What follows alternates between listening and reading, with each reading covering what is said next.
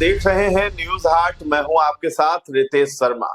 BJP के राष्ट्रीय अध्यक्ष नितिन नवीन राज्यसभा के सदस्य हो गए हैं, जिसके चलते पटना की बांकीपुर विधानसभा सीट खाली भी हो गई है और हॉट सीट भी बन चुकी है। जल्द ही इस सीट पर उपचुनाव होना है। चुनाव के ऐलान से पहले राजनीतिक दलों की तैयारी भी शुरू है।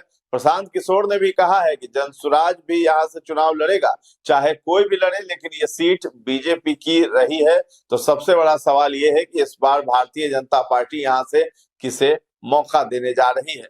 सियासी गलियारे में कई नामों की चर्चा हो रही है, उसमें से एक नाम रितु जायसवाल का भी है। इसके कई कारण भी है। कभी लालू यादव की पार्टी में रही रितु जायसवाल हाल ही में बीजेपी में शामिल हुई हैं। हालांकि प्रत्याशियों के नाम पर अभी बीजेपी के नेता बोलने से बच रहे हैं। तो राजनीतिक जानकार क्या कहते हैं उस पर भी एक नजर डालिए। बीजेपी की ओर से भले कोई कुछ नहीं कह रहा है, लेकिन सियासी गलियारे में बहुत कुछ चर्चा है। राजनीतिक जानकारों का कहना है कि रितु जायसवाल को बीजेपी बांकीपुर विधानसभा सीट से उपचुनाव में उम्मीदवार बनाए, ऐसा कम ही लगता है, लेकिन चर्चा जोरों पर चल रही है। लेकिन राजनीतिक जानकार कहते हैं कि इसकी उम्मीद कम है। बता दें कि रितु जायसवाल ऐसे समय में आई है जब बांकीपुर में विधानसभा का उपचुनाव होना है। पहले से जो देखा गया है, बीजेपी कार्यकर्ताओं को ज्यादा तरजीह देती है। पटना कायस्थ बहुल इलाका है।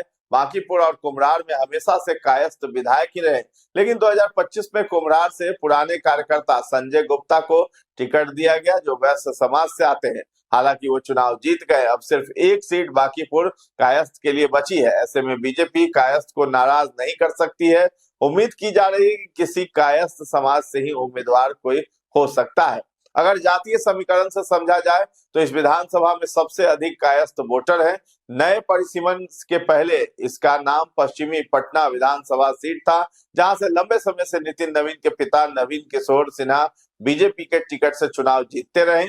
2006 में उनके निधन के बाद नितिन नवीन चुनाव लड़ते रहे। 2025 में भी वो जीते थे। कायस्थ वोटर के बाद इस क्षेत्र में वैश्य समाज की भी अच्छी खासी संख्या है। इसके अलावा राजपूत, भूमिहार, कोयरी और SC/ST की भी संख्या है। 2025 के चुनाव में बांकीपुर विधानसभा से नितिन नवीन को 98,299 वोट मिले थे। आरजेडी से वैश्य समाज से आने वाली रेखा कुमारी को 46,363 वोट मिले थे। अब बात अगर रितु जायसवाल की करें तो दमदार नेता है। 2020 के बिहार विधानसभा चुनाव में रितु जायसवाल आरजेडी के टिकट पर परिहार से चुनाव लड़ी, लेकिन 1549 वोटों के मामूली अंतर से हार गई। 2024 में आरजेडी ने उन्हें शिवहर लोकसभा सीट से उम्मीदवार बनाया। यहां वे 29,143 वोटों के अंतर से हार गई। 2 बार चुनाव हारने पर आरजेडी ने 2025 में उन्हें टिकट नहीं दिया, तो वे निर्दलीय ही परिहार से लड़ी और दूसरे नंबर पर रही। रितु जायसवाल को 65,455 वोट मिले थे। आरजेडी की प्रत्याशी स्मिता गुप्ता तीसरे स्थान पर चली गई और उन्हें 48,534 वोट मिल पाया था। तो अब देखना है कि बांकीपुर विधानसभा सीट से रितु जायसवाल को भाजपा टिकट देती है या किसी और को। तो फिलहाल इस खबर में इतना ही है। न्यूज हाट के साथ बने रहें और अभी तक हमारे चैनल को आपने सब्सक्राइब नहीं किया है तो जरूर कर लें। धन्यवाद।